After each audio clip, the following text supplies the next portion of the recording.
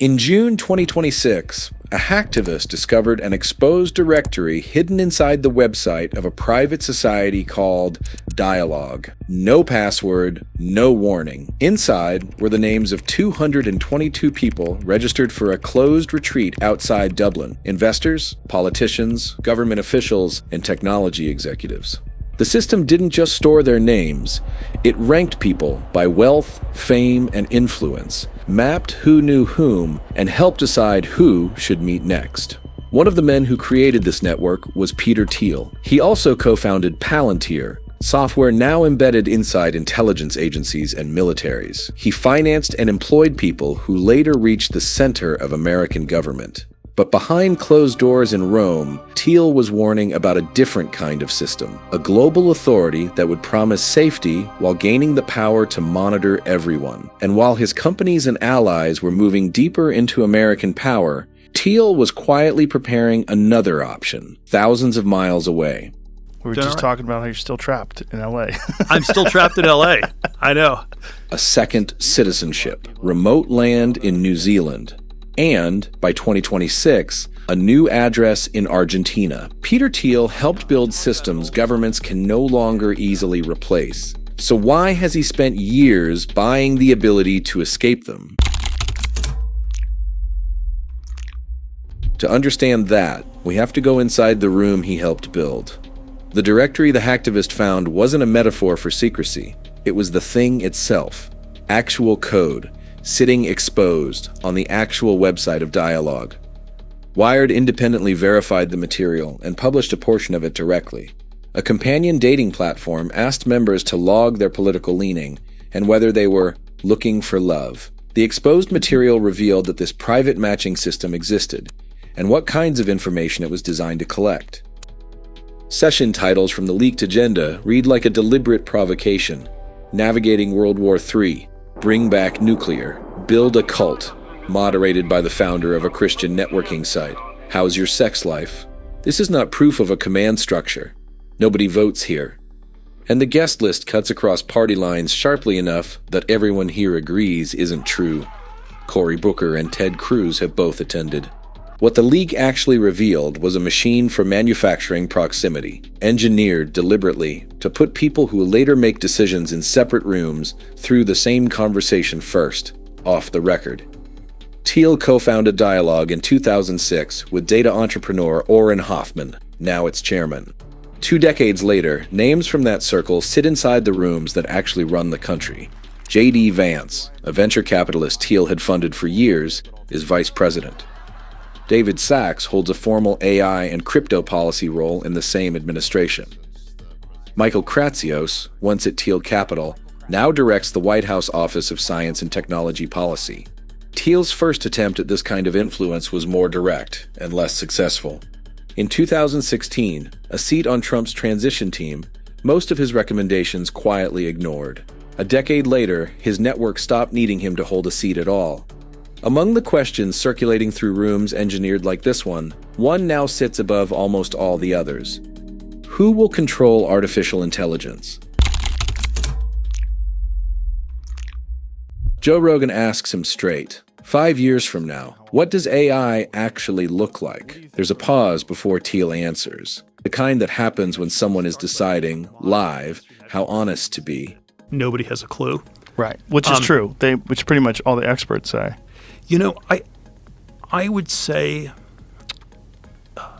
let me do sort of a history. The riff I always had on this was that I can't stand any of the buzzwords. It's a strange thing to hear from a man who has spent 30 years getting paid, specifically, for guessing the future correctly. He doesn't perform certainty for the camera. He says the actual, unsatisfying truth and lets it sit there.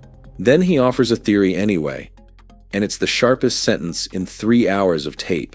And then there's something about AI that's, very centralized.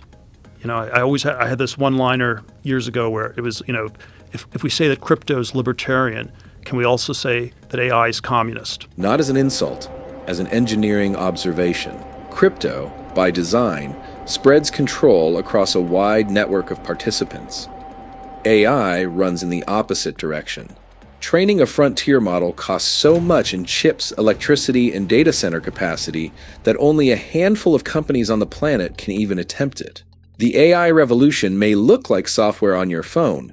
Behind the screen, it is becoming one of the most concentrated physical systems ever built. The chips, the energy, the data centers, the capital, controlled by a small enough number of hands that whoever holds them will hold something the rest of the world can't opt out of. And there's a second pressure he names without being asked: China. If it's a race, and in his account it plainly is, nobody gets to slow down and regulate carefully first, because the other side won't wait for you to finish the debate. This isn't a video about doom. Thiel isn't calling for AI to stop. His actual position is stranger than that. Nobody knows where this goes, and the race is happening anyway. Which raises an obvious question.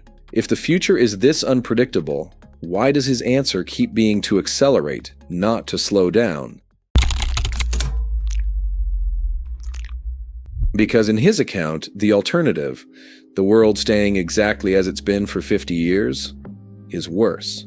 Generally tell for the last 50 years, since the 1970s, early 70s, is that we've been not absolute stagnation, we've been in an era of relative stagnation where there has been very limited progress in the world of atoms, the world of physical things. One comparison does the work of a dozen statistics. The Concorde crossed the Atlantic faster in 1976 than any commercial jet does today. It was retired in 2003. Nothing has replaced it. Bits sprinted, atoms stalled. Rogan asks why. Thiel's answer complicates his own argument. Maybe a stagnant world in which the physicists don't get to do anything and they have to putter around with DEI, and you're not, but you don't build weapons that blow up the world anymore. Is that a feature or a bug? He doesn't resolve it. Stagnation, in his account, was a failure. It may also have been the reaction of a civilization that had just seen, at Los Alamos in 1945, exactly how fast progress could kill it. His answer to a system that stopped moving was never going to be fixing it from inside. For Thiel, technology became an alternative to politics, a way to build outside institutions instead of waiting for them to change. The first version was the Seasteading Institute, floating, self-governing platforms in international waters, funded through Thiel's foundation starting in 2008. Real renderings, real investors. Nobody ever actually lived on one.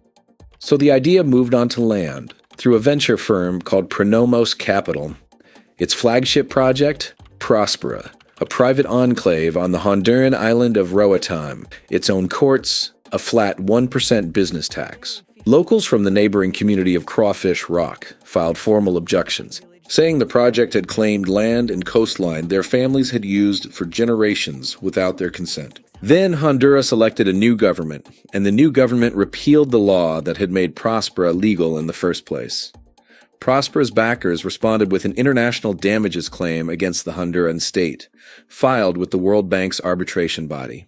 The case remains unresolved. This wasn't just another investment. It was the same instinct in physical form. Build something the existing system could no longer easily remove. Pronomos didn't stop there. Its portfolio also includes Praxis Society, which claims to be building a new city in the Mediterranean. And the instinct wasn't limited to governments. Thiel also backed the Enhanced Games, a privately funded rival to the Olympics, built without conventional drug testing. The floating country failed, the private city survived, and the instinct behind both was about to move much closer to real power. In 2017, the Pentagon launched an effort to bring artificial intelligence into military operations, teaching algorithms to scan drone footage and flag targets faster than human analysts could. It became known as Project Maven. Google took the contract first. In 2018, thousands of employees signed a letter arguing the company shouldn't be in the business of war. Google published new AI principles, said Maven didn't fit them, and let the contract lapse. Palantir stepped into the gap that left. Project Maven expanded far beyond its original drone footage mission. Palantir became one of its central commercial partners, eventually developing the broader Maven Smart System, a system NATO itself acquired in March 2025. A NATO commander has said publicly that for this specific capability, there is currently no ready alternative. In Britain, a parliamentary committee reviewing a separate NHS data contract concluded the country had put itself in what it called an unacceptable point of weakness. Not because Palantir had done anything improper, but because switching providers had become disruptive and expensive. For these specific capabilities, replacing Palantir had become far harder than hiring it. Thiel's Antichrist is not a monster with horns. It is an administrator, a global system, in his description, that arrives promising to end nuclear war, contain runaway AI, and solve the climate, in exchange for the authority to watch and manage everyone, all the time, in the name of keeping them safe. He connects this to a biblical phrase describing a false peace in safety arriving right before a catastrophe. He brought that warning to Rome for 4 private sessions, after presenting earlier versions of the lecture in the Bay Area and Paris. The timing mattered. The Vatican was becoming increasingly vocal about the moral risks of artificial intelligence, and the need to place ethical limits around it.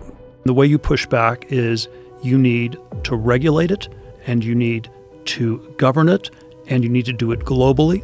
Fusion, but one of the things they're pushing for is something they call global compute governance.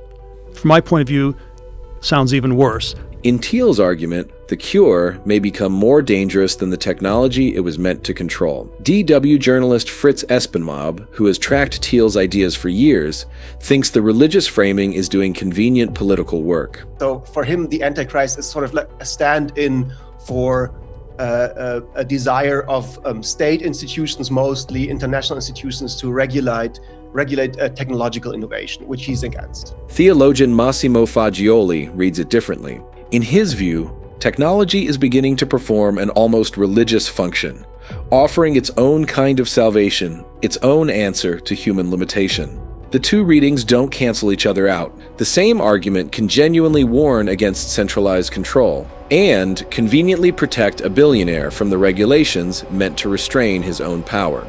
Palantir, the company he co-founded, where he remains chairman, already builds 2 pieces of the system he says he fears: the ability to see every threat and the ability to connect every signal. That doesn't make Palantir the Antichrist. It makes the warning a lot harder for Thiel to give without someone asking him the obvious question back.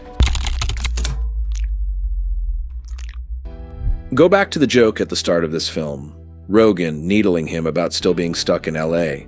I can't decide whether I should move to Florida or should move to, New Zealand or Costa Rica or something like that. Yeah. You go full John McAfee. And so but can't decide between those two, so I end up stuck in California. The joke concealed something more concrete. Thiel had already secured an exit most people could never buy. He received New Zealand citizenship in 2011 after spending just 12 days in the country, spread across 4 visits over the previous 5 years, a fraction of the roughly 1,300 days normally required. He later bought land near Queenstown, one of the most remote inhabited places on Earth, and filed building plans that fuel years of speculation about what's going up there. Confirmed: the citizenship, the 12 days, the land, the filed plans. Not confirmed that any of it was ever a bunker. We don't know, and won't pretend otherwise. Months before that conversation with Rogan, in May 2024, Thiel had first met Javier Milei, introduced by Argentine entrepreneur Alec Oxenford at the Milken Institute Global Conference in Los Angeles. Milei later described it as an anarcho-capitalist who met another anarcho-capitalist who is bringing things to life. The move also came as California debated a proposed billionaire wealth tax tied to a January 2026 residency cutoff. Thiel opposed the measure. Whether it caused his move is not publicly established. By April 2026, the relationship had reached Argentina's presidential palace. Thiel arrived in Buenos Aires for what would become a 2-month stay, private lunches with the president's chief political advisor, dinner with the deregulation minister, and, on April 23rd, an official meeting inside the Casa Rosada. At the table, Milei, Foreign Minister Pablo Quirno, Thiel's husband and Thiel Capital portfolio manager Matt Danzeisen, and Founders Fund partner Matthias Van Thienen. Millet called the meeting wonderful. He said they discussed wealth taxes, agribusiness, and the future of liberalism, and agreed, in his words, that both saw taxes as theft. Más allá de que consideramos que los impuestos son un robo y lo que fuera. Argentina's government has publicly said it welcomes billionaires fleeing high-tax, over-regulated countries. A Malay spokesperson has separately and specifically denied ever formally offering Thiel citizenship. He bought a home in Barrio Parque, one of the city's most exclusive neighborhoods. What doesn't move, notably, is almost everything that actually makes him rich. Palantir stays American. Founders Fund stays American. The defense contracts stay American. Only his own address changes to a country whose president had just spent 2 years trying to build, at national scale, the same experiment Thiel had been quietly funding in miniature for 20. Peter Thiel's choices follow a remarkably consistent logic. If politics can't move fast enough, build outside politics. If governments lack the technology they need, build something they can't easily replace. And if the system becomes too powerful, make sure you're never completely trapped inside it. For Thiel, those ideas don't contradict one another. They reinforce each other. He can help construct the infrastructure of the system and still keep another passport, another property, another address waiting beyond its reach. Most people will never have that option. They won't own the company processing the data. They won't sit inside the private room deciding who should meet next. And if the systems built around them become impossible to leave, they won't have a second country waiting. That may be the most important thing the Dialog leak revealed. Not that Peter Thiel secretly controls the world, but that the people building its most powerful systems are also building private exits for themselves. Maybe Thiel is simply preparing for the future he expects. But if the systems he helps build become permanent while his own exits remain private, preparation starts to look a lot like power. And from where we stand, that leaves one question worth asking. Is Peter Thiel preparing for a future he understands better than most of us, or helping create a future that only people like him will be able to escape? Tell us where you land. We'll meet you in the comments. Because here, the icon is only the entrance. The system behind it is the real story.